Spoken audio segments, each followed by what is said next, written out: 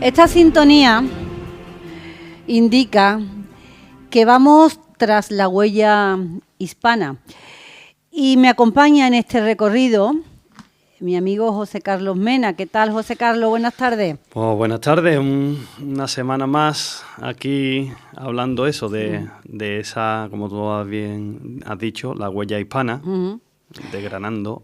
Mira, cuando has llegado estaba buscando yo un artículo donde venía hablando de cómo se celebraba el Día de Todos los Santos en los distintos países de Hispanoamérica.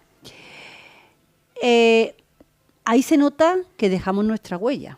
Totalmente. Totalmente, por la forma de celebrarlo. Pero curiosamente, fíjate, hijo, que ahora nosotros estamos perdiendo esa huella que nosotros le dejamos allí, la estamos perdiendo aquí porque estamos acaparando influencias externas, que no es las influencias, no son nuestras raíces, no son nuestra huella. No. Yo lo he dicho claramente, a mí es que Halloween es que no me gusta para nada, bueno, para nada. Y te voy a decir una cosa, mucha culpa de que la influencia que Halloween está teniendo dentro de la sociedad es por los colegios y las academias. Y las academias de inglés, eso. Lo iba a decir también, pero en fin. ¿Es así o no? Es así, es así. A mí Halloween no me gusta. Y es que no es nuestro, nada, es que no es nuestro, ¿verdad? Que yo entiendo que en los países que es una tradición celta, todo lo que tú quieras, y que hay países que lo acaparan como ellos, pero es porque siempre lo han tenido. Pero a que Tosantos no se va para allá. No. Es decir, Halloween se viene aquí. Pero Tosantos no se va a Irlanda, ni a Finlandia, ni nada de eso, ¿verdad que no? No. Además, que le quiten a los mexicanos su fiesta de muertos, me Exactamente. refiero. Vamos a ver que no, eso es genuino del Día de Todos los Santos. Pero, ¿por qué? Porque te voy a decir una cosa, esa huella nosotros la dejamos allí. Y ahora resulta que nuestra huella, nosotros la dejamos atrás, y decimos, no, ahora vamos a coger la huella celta. Sí, la huella anglosajona. Eso, Sí, ya mismo vamos a estar celebrando el Día de Acción de Gracia, que si el Viernes Negro... No, que si es que de verdad, es que no somos capaces de mantener nuestra cultura, pero me da coraje, no porque, verás, porque ellos tienen su tradición y lo ven igual que yo veo, por ejemplo, los Tosantos aquí, ¿no? El Día de Todos los Santos, pero que tengan que lo acaparemos todo y rechacemos lo nuestro. Esto se ha convertido en una fiesta consumista también, totalmente. Y claro, ¿qué pasa? Que las tiendas están deseando de que venga algo nuevo para vender, las tiendas de disfraces igual, los sitios de ocio para que la gente vaya, pues mira, pues vamos a coger Halloween y bueno, y ya te digo que dentro de Nasta tiene un pavo en la mesa. Relleno. Yo no lo voy a tener desde luego. No, yo en mi casa yo tengo 2 niños y jamás se ha celebrado ni jamás se han disfrazado para Halloween, jamás. Y es verdad que hay algunas casas allí en Aral, yo lo estoy viendo, de que están totalmente adornadas, preguntas y a lo mejor hay una que es de película, dice, no, es que ahí viven unos americanos. Bueno, pues tiene su razón de ser. Mira, pero hay en Bollullo de la Imitación un concurso de fachadas de Halloween decoradas del terror de Halloween. O sea, un concurso, Estamos llegando a un punto de que lo estamos cogiendo. Hemos empezado por el lenguaje, ese lenguaje que que tenemos el lenguaje más rico del mundo. Y venga, término anglosajones. Anglosajones todo. Y venga. Ya te digo que tú lo has dicho, el Acción de Gracia y bueno, ¿y qué Acción de Gracia vamos a celebrar nosotros? Porque los americanos tienen un porqué. Sí. Pero nosotros, bueno, pues ya te digo a ti que en más de un sitio ya empiezan a vender pavos. Sí, ya mismo. Y lo van a tener hasta relleno.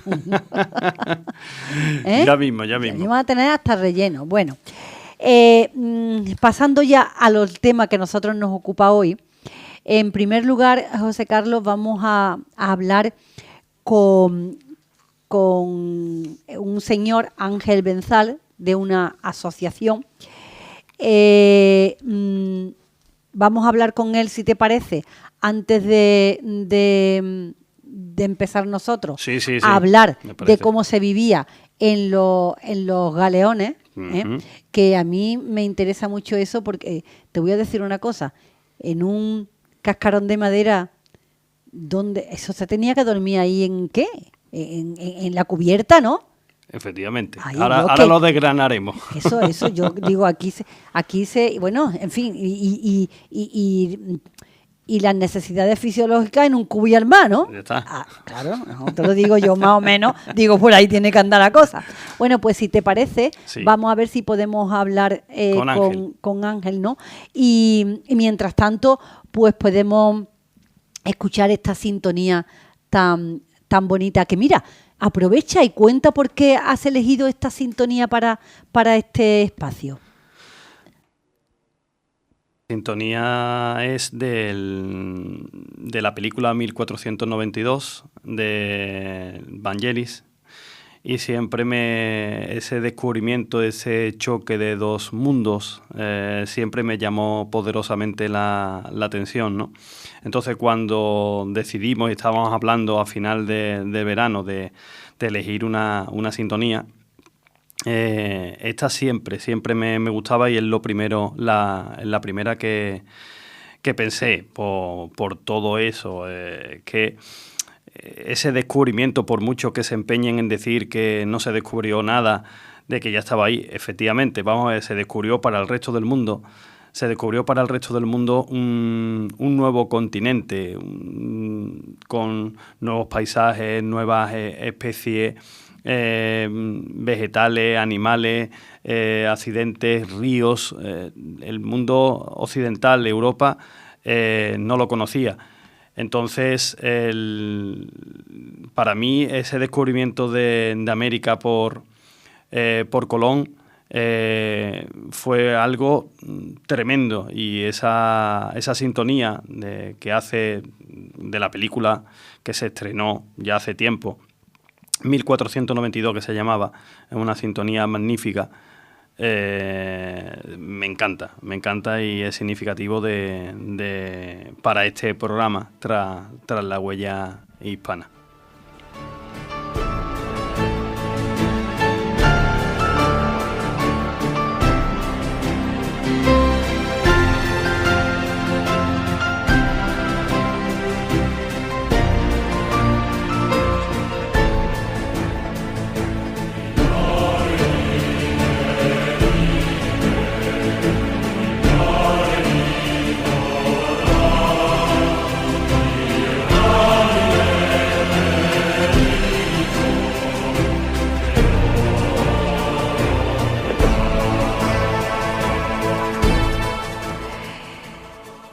Bueno, pues tenemos al teléfono a Ángel Benzal, que es el presidente de una asociación que se llama Héroes Cavite.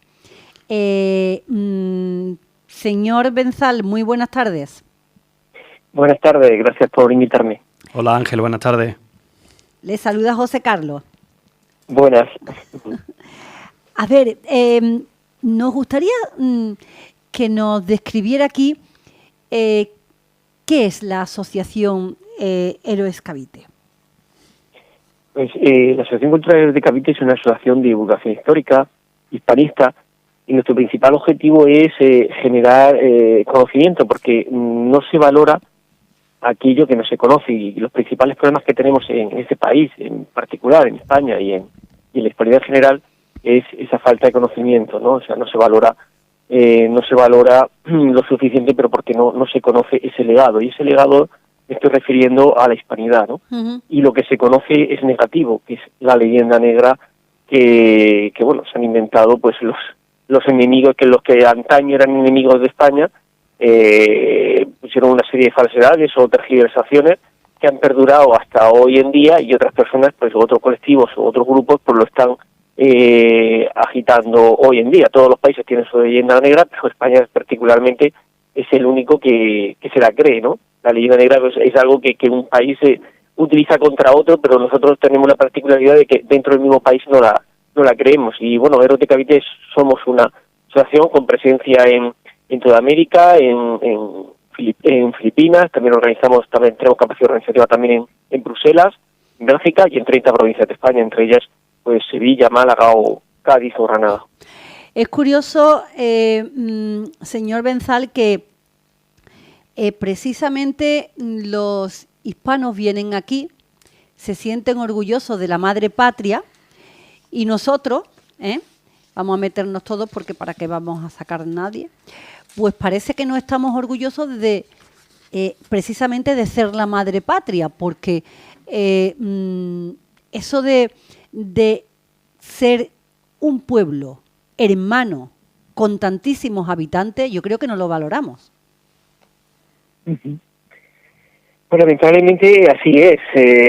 Esto pues hay gente que bueno, que defendemos la historia de España, como vosotros, como Buenos de Cavite, bueno, que defendemos el conocer la historia real, el promover una hispanidad, que es la gran obra de España al mundo, y ahí incluimos, por ejemplo, también el tema del idioma español, que es la segunda lengua materna del mundo.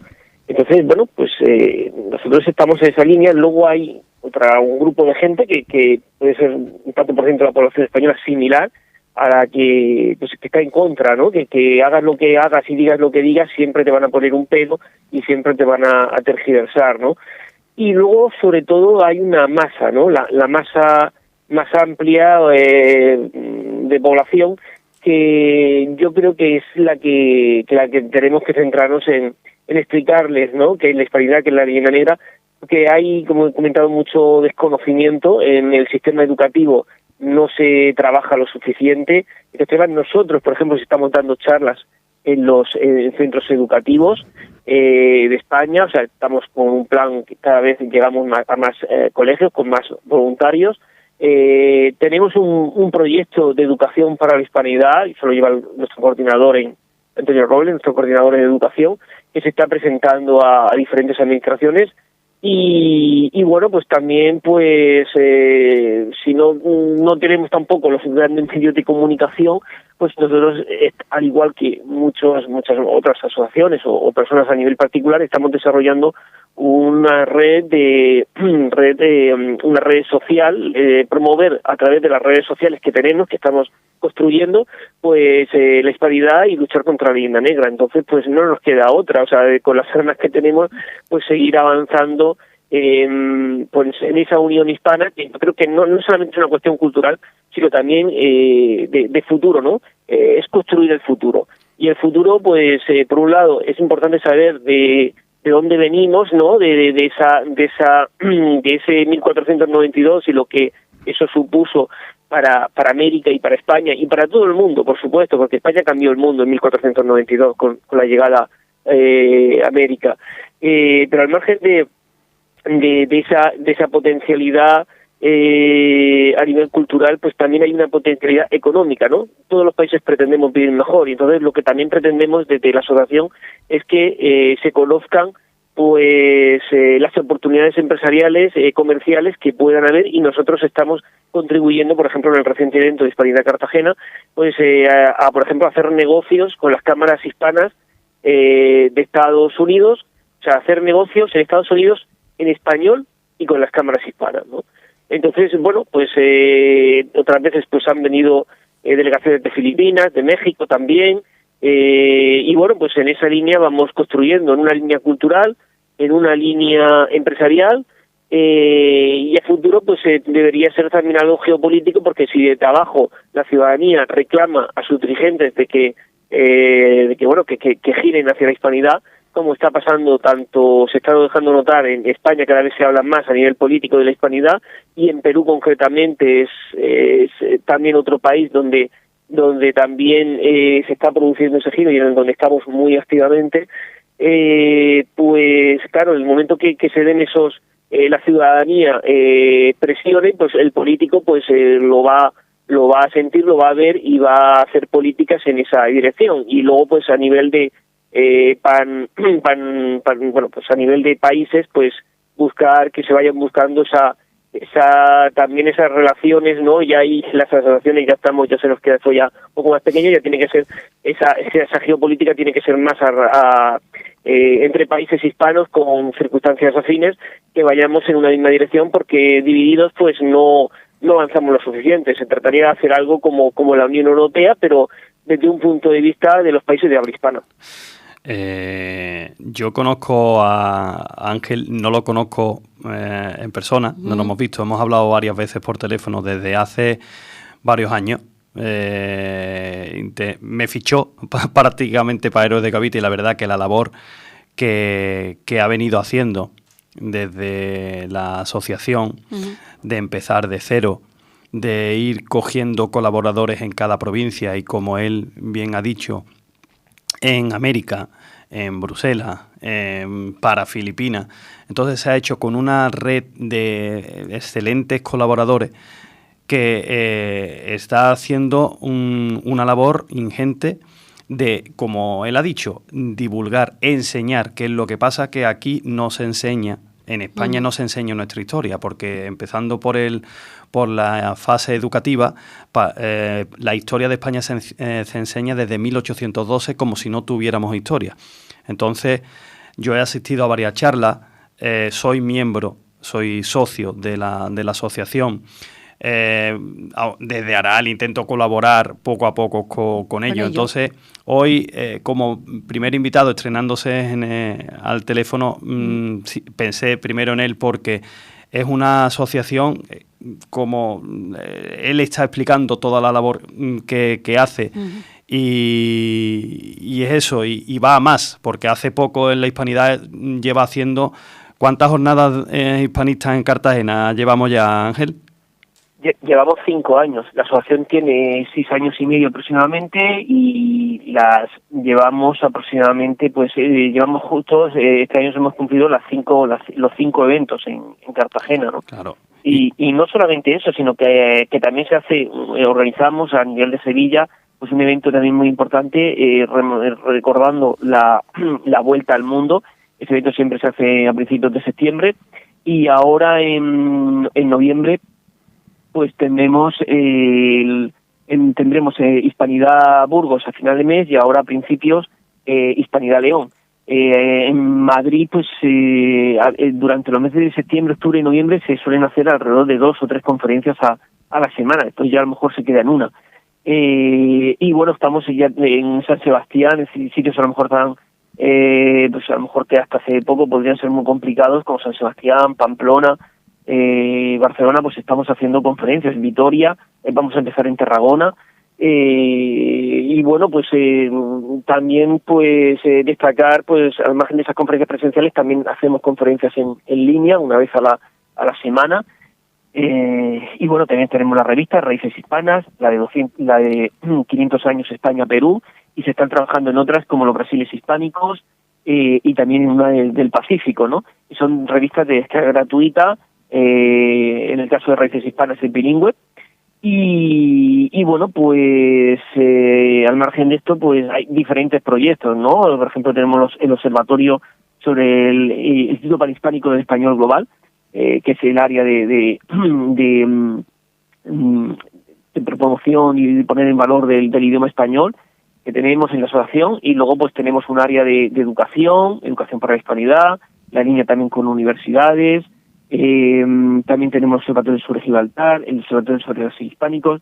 También tenemos un área de música. O sea, que al fin y al cabo son muchos proyectos en los que estamos abordando o colaborando. También el Real A8, participamos en el proyecto del Real A8, que es una criptomoneda para recuperar pues esa moneda que era la moneda, pues como hoy en día es el dólar, pues antiguamente era el Real A8 español, ¿no? Esa es la importancia que tenía por hacer una comparación. Y de hecho el dólar estadounidense sus orígenes son en el Real A8 español, ¿no? Sí. Entonces fuimos una gran potencia cuando estábamos unidos. Volver a hacerlo no es una quimera, no es fantasear, es que es algo que ya se ha producido, ¿no? Entonces algo que se ha producido, pues no estamos inventando nada, es algo que ha producido, se ha pasado en que se ha llegado a producir, pues bueno, pues no es una quimera, o sea, es algo que puede volver a repetirse, ¿no? Sí, yo conozco a mucha gente de la asociación aquí en Sevilla y están haciendo una labor magnífica, Margarita, Vicky, de difusión. De hecho, voy a participar en la Jornada de la Hispanidad en Gines a final de noviembre con una conferencia, pero después hay un dato curioso que me llama mucho la atención, que están enseñando español a filipinos, ¿vale? Entonces, online. Entonces, desde la asociación también, gente que se está metiendo ahí a enseñar español, porque la historia de Filipinas no se entiende sin España. Es un dato curioso que vimos el otro día en una conferencia. Manila tiene un archivo que es inmenso, lleno de miles de legajos y están escritos en español. Y los americanos se encargaron de eliminar el español. Entonces, desde la asociación y ya en conversaciones con universidades y esto, están intentando poquito a poco recuperar ese español para aprender la historia de su país, que está escrita en español. Fijaros, entonces Héroes de Cavite está haciendo una labor increíble. Y para mí, ya te digo, me da alegría de que estés hoy como primer invitado tras La Huella Hispana en este programa de radio, y te invito a seguir buscando colaboradores, a seguir sembrando y a seguir luchando por esa unión tan bonita que dice que bien suena, porque España fue grande, estuvo unida a los hermanos de Hispanoamérica y que así sea. Pues sí, en eso estamos luchando y tenemos muchas actividades que pueden seguir a través de nuestras redes sociales, en la página web, en el canal de YouTube, que tenemos más de 50.000 seguidores, en Facebook, Twitter, Instagram, TikTok, en todas las redes sociales nos pueden seguir y ahí pueden ver las actividades que hacemos, por si hay alguna que hacemos cerca de donde vive alguien que nos esté escuchando, y por supuesto que si quieren que se hagan socios en la misma web de la asociación, pues nos pueden apoyar pues haciéndose socios o compartiendo la información de la asociación. Muy bien, don Ángel Benzal, muchísimas gracias por haber intervenido en este espacio. Gracias también por el trabajo que se hace desde la asociación para que lleguemos a un punto de encuentro que nunca debió perderse entre Hispanoamérica y España. Pues muchas gracias a vosotros. Muchas gracias, Ángel. Un saludo. Gracias. Bueno, José Carlos, yo creo que ha quedado un poquito claro lo que hace la asociación Héroes de Cavite. Y bueno, es curioso, es verdad que la historia de España es muy grande y se estudia muy poco. Nada. Nos vamos con el galeón, hijo. Venga, vamos. A ver, vamos con el galeón, a ver cómo esos héroes vivían, pasaban esos días donde nada más se ve mar y mar y mar y mar y mar. Claro, al principio, cuando en los finales del siglo XV, principios del siglo XVI, empiezan las carabelas, empiezan las expediciones que ya hemos estado hablando, al principio auspiciadas por la corona. Eran cáscaras de nueces, cascarones de madera, cruzando los océanos. Eso, ¿no? Nada más hay que ver las réplicas. Las réplicas. Yo cuando la veo y digo, pero bueno, ahí con eso se cruza un Atlántico, y ahora, con estos barcos tan grandes, se hunden. Es que claro, ahora tú ves... Se hundió el Titanic, niño. Se hundió el Titanic, pero Madre mía. Tú ves un crucero ahora, te lo venden, o vas a un crucero, y uy, qué bonito, ¿no? Sé qué bien se vive. No, allí no había comodidades, no había lujo, nada, todo era penuria. Y claro, allí no había escaleras maravillosas donde... No. Ni salones de baile, ni piscina, ni... Y además, tíos que subían por esas cuerdas arriba para izar la vela, para bajar la vela, para... Yo, todo viene, Isabel, porque claro, no nos hemos parado a pensar cómo era la vida. Y es verdad, yo mismo no piensa, es verdad que lo único que dice son cascarones de madera, hay que ver qué mérito, hay que ver el Cano está aguantando 3 años, hay que ver que... Pero realmente yo lo pensé y le escribí un artículo a raíz de una novela prácticamente cuando van para allá, para América, llevan lo justo y necesario para sobrevivir, digamos, esa comida que al poco tiempo se va a echar a perder y no había frigorífico para conservarla, ¿no? Entonces, la odisea del Cano, ahí ha habido exposiciones que se comían el cuero de los zapatos, se comía, vamos a ver, era el colmo. Lo que podía llegarse, porque es que hasta el agua se podría, vamos a ver, me refiero, y la mezclaban con vinagre, que ahora lo veremos. Al principio no era una ruta comercial. Una vez que se establece España, allá en América, y se establece también el galeón de Manila, todo es una ruta comercial. Entonces, tanto los barcos van para América cargados, como vienen cargados. O sea, van cargados de un lado a otro. Es una línea comercial, ¿vale? Entonces, vamos a verlo. ¿Todo lo descubrí? No, todo lo descubrí. Hay mucha gente que es experta. Yo ni mucho menos soy experta en la Marina española, que ahora diré un autor que tiene varios libros escritos en esa temática.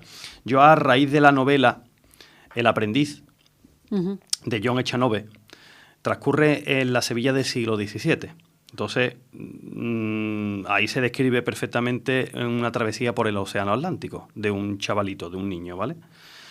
Claro, yo creo que no podemos imaginar rodeado de las comodidades actuales o con la publicidad, como he dicho, de esos cruceros paradisíacos en los que da gusto viajar. Vivir durante unos meses en un galeón surcando el mar y malviviendo era toda una odisea digna de mención. La dura vida a bordo es una experiencia traumática que solo los más curtidos marineros podían soportar. Muchos gurumetes, niños, la mayoría, viajaban y eran objeto de burla, abusos y llevaban a cabo los trabajos más penosos. Solo unos pocos podían navegar con cierto privilegio, protegidos bajo la toldilla, que le llamaban, y comiendo a veces de manera decente. El resto sufría una travesía demasiado dura, de ahí que se destaque el enorme mérito de la empresa americana. Lo que se consiguió, porque ahora atravesar el océano, vale, está chupado. Si no en avión, en barco, pero el mérito que tuvo de un guisante en el mundo como era España, lo que hizo, ¿vale? Entonces, el imperio, pues, en ese imperio no se ponía el sol por algo. Como he dicho, no soy un experto en la materia, ni en las armadas españolas.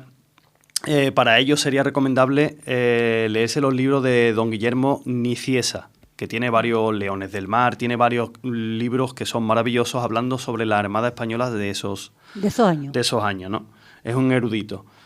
Yo, cuando escribí ese artículo, quería destacar una serie de detalles de aquellos barcos, la vida de aquellos barcos que conectaron dos continentes y llevaron a España al otro lado del océano. Fíjate tú con tan poco y lo mucho que hicieron. Durante 3 siglos España mantuvo la ruta de navegación más larga de todos los tiempos, la que conectaba la península con América y Filipinas, y todo a costa de aquellos navegantes y marineros que se hicieron con el mar, que supieron capear temporales, soportar el almadiamiento, la penuria y el hambre. ¿Qué es el almadiamiento? Pues como entres con el pie izquierdo en un galeón, te mareas y estás mareado los 3 meses. Se le llamaba almadiamiento, o sea, mareado, con vómito. Imagínate cómo te mueves. Vamos, cuando llevas 3 días quieres morirte. Morirte, porque es que vomitando todo el día por la borda, como, claro, yo que estaban ya versados, ya estaban curtidos, pues vale, pero el nuevo que vaya, venga, vamos a hacer la travesía a América, y te entrara mal, y es que te tiraban los 2 o 3 meses, te tiraban mal. Entonces, lo que estamos hablando, a América viajaron miles de personas para poner los cimientos de esa empresa de ultramar. Claro, hay que destacar que la vida de los galeones no fue para nada fácil. Y para los que se asentaron allí, ¿no? Claro. Allí se asentaban, ya lo hemos hablado, y van a mezclarse. Claro. Ese mestizaje que fue el secreto de todo. Un dato que ahí empezamos. Para empezar, hay que decir que las embarcaciones iban y venían cargadas hasta los topes. O sea, eso es importante. Claro, para América se ha llevado todo tipo de mercancía, alimento, telas, animales. Se utilizaban pipas, barriles, botijas, fardos y cajones para almacenar el género. Y de vuelta, amén del impuesto de ese quinto real que venía para España, poco a poco pues fueron viniendo pues objetos, productos, especias, porcelana china, palo de Campeche, seda, cultivos, piedras y materiales y un largo etcétera, ¿vale? Como vemos, las bodegas siempre estaban repletas. Al transportar productos perecederos, estos se pudrían. Y unido a la poca ventilación, al olor de los excrementos de los animales y a la oscuridad, el ambiente se volvía irrespirable, con lo que nadie podía alojarse en la bodega. Lo que yo no sé ni cómo llegaron los pimientos y las papas bien para sembrarlas, niño. Se pudría. Entonces, qué barbaridad.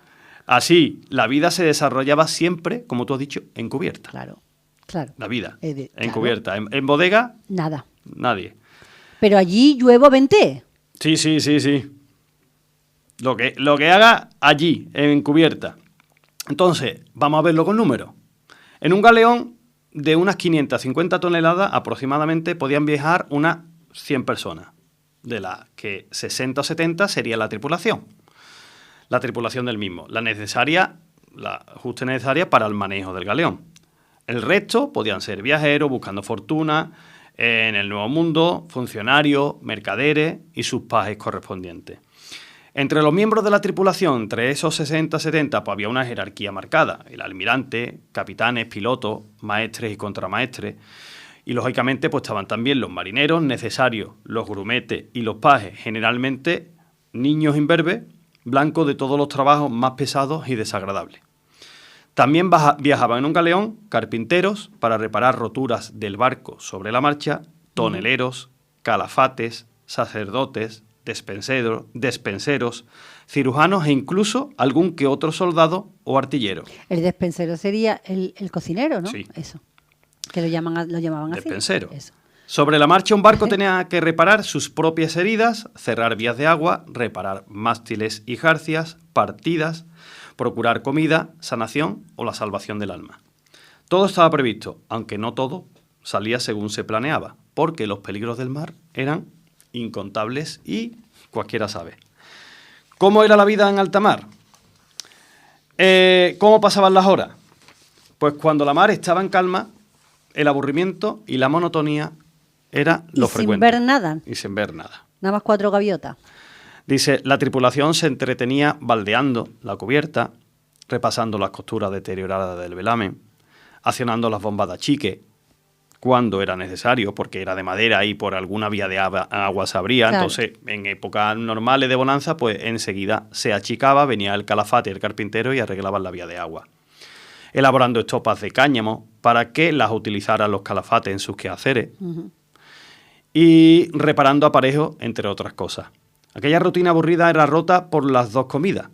La primera, al alba, 2 comidas había, que donde en las comidas convivían o charlaban. Según se decía, se distraían jugando, parlando y leyendo. Eso es lo que se distraían. Respecto a las raciones de alimento, al principio, cuando... Leyendo el que sabía leer. Efectivamente, Eso. El que sabía. Eso. Digo bien, has dicho bien. Respecto a las raciones de alimento, al principio, cuando partían de puerto, la comida era algo decente, como arroz, legumbre, harina, tocino, vino, queso. Conforme los días de navegación pasaba, el agua se echaba a perder y los alimentos escaseaban, porque también se estropeaban. Entonces, como elemento fundamental de la dieta, se conformaban con roer, más que masticar, una galleta de harina cocida 2 veces, llamada bizcocho, y que estaba muy dura, cuando no podrida y llena de gusanos. Y se podía llegar a beber agua mezclada con vinagre, cuando aquella empezaba a corromperse.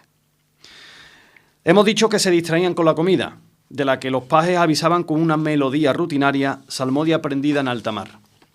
Pero también, aunque estaba prohibido, se entretenía la marinería jugando a los naipes o a los dados. ¿No pescaban? Pescaban, cuando podían, pescaban también. Eso. Ahora está puesto. Pasando las horas muertas, que no eran muchas, pues se podía precisar de los marineros en cualquier maniobra o a cualquier hora si la zozobra venía. Siempre se estaban alerta. Pero cuando jugaban se divertían apostando armas, dineros y hasta los calzones. Algunos sabían leer y recitaban romances de la época y más de uno pescaba o intentaba pescar para comer algo decente. Y dormir. Dormían en cubierta, apiñados, como podían, soportando las inclemencias. Cuando caía la noche, tras la oración con sus esteras, buscaban un lugar apañado y allí dormitaban. Las camas eran un lujo reservado para el capitán, lo mismo que comer, que comían donde podían, a excepción de los mandos, que lo hacían bajo la toldilla. Nada de comodidades. Y con respecto a la disciplina, no se arrugaba el capitán si tenía que ejecutar la pena capital. Aunque era algo raro. En alta mar eran tajantes y los marineros podían ser degradados y arrestados con las consiguientes pérdidas de salarios. Es que un capitán lo último que quiere es un amotinamiento en el barco. Totalmente. Estaba prohibido desnudarse, blasfemar, jurar, amancebarse y jugar a las cartas. Esta prohibición era más suave o se la hacía la vista gorda, como hemos mencionado anteriormente. Y como no, rutina en la noche con la tripulación de guardia se dividía en 3 turnos para que nada quedara al azar. El silencio se apoderaba del galeón. Imagínate en la noche un galeón en silencio sin nada que se pueda ver. Y un guardia vigilaba que todo estaba en orden y que cada cual soportaba su vela y su responsabilidad. Disciplina y orden para evitar que todo se fuera a pique. Y cuando llegaba la tormenta, cuando el océano se enfurecía, todo era un torbellino. La vida se volvía un caos. Se preparaban para aligerar el barco, lanzando la carga más pesada, los cañones y demás utensilios. ¡Qué barbaridad! Los carpinteros trabajaban a destajo, reparando grietas y vías de agua. Los calafates les ayudaban, los grumetes achicaban agua con las bombas, los marineros soportaban el envite y rezaban para que pasara pronto la tormenta. No eran nada ante la furia de la naturaleza. Y como cáscara de nueces al arbitrio del océano, muchos galeones se perdieron para siempre, con cientos de vidas a bordo, temporales, enfermedades a bordo, pestilencia, naufragio, pirata. Escorbuto. Totalmente. Era toda una odisea, toda una vida dura digna de ser mencionada, de ser recordada, pues fueron los hilos que hilvanaron aquel descubrimiento que cambió el mundo. Fueron la base del imperio español de ultramar y de la huella hispana por el mundo. National Geographic tiene un artículo dedicado, se llama a la dura vida de los marineros en un galeón español, y los libros de Guillermo Niciesa, Leones del Mar y Anclas y Bayonetas, están totalmente recomendados para saber más, porque esto es un pequeño artículo, es pequeñas pinceladas. Yo estaba pensando, como estaba diciendo, está prohibida amancebarse, bueno, y esas mujeres cuando iban...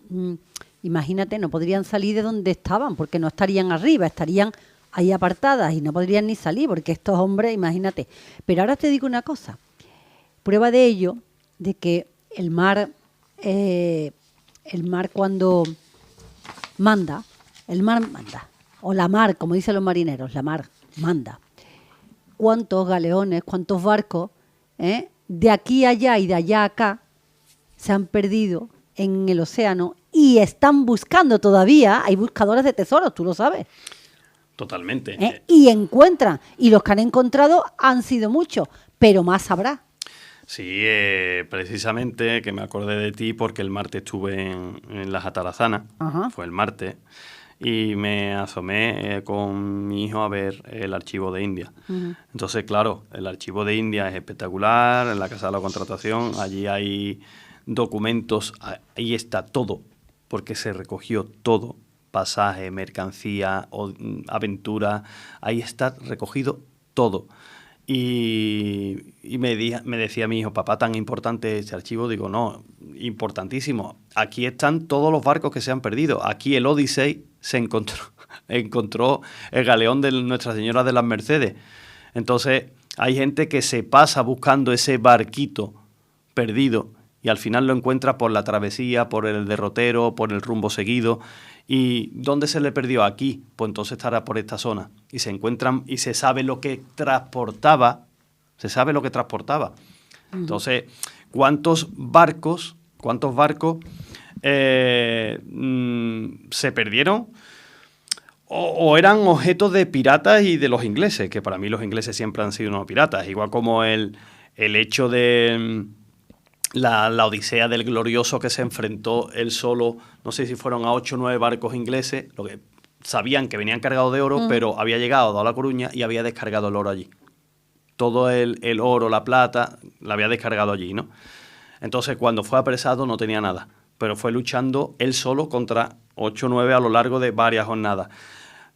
Gestas épicas, hazaña amontonada amontonadas para ir contando, de héroes, heroínas, de fundaciones.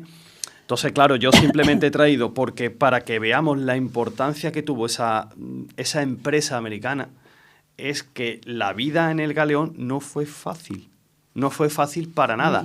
Enseguida que me dijiste que iba a hablar, yo te dije, vamos, la vida eso es encubierta y eso es durísimo, vamos. Porque, claro, la necesidad. Pero bueno, no duro ya solamente para los propios marineros que iban, sino para el que quería ir al Nuevo Mundo a hacer fortuna, el que se iba allí porque iba de funcionario, en fin, se establecía allí. Porque allí no había camarote, vamos a ver, los galeones en el siglo XVII por lo mejor tenían una separación y con unos paneles, vamos a ver, y la toldilla, vale, y era privilegio para el capitán y a lo mejor algún potentado que tuviera dinero, a lo mejor dije, venga, el virrey que va allí o vamos a ver, el secretario que va para allá, vale. Tenía algo de privilegio, pero las necesidades se hacían, lo que tú dices, un cubo y al mar.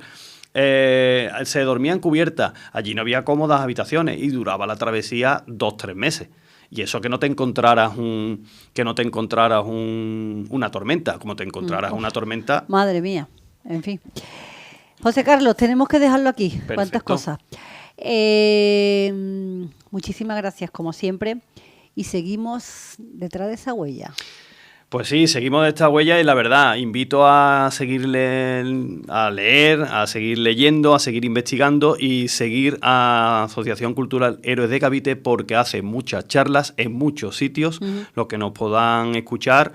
En Gine va a haber a finales de noviembre unas jornadas con varias conferencias, así que meteros en la web y ahí tenéis toda la información, ¿vale? Muchas gracias. A que ti. tengas buen fin de Todos los Santos. Igualmente.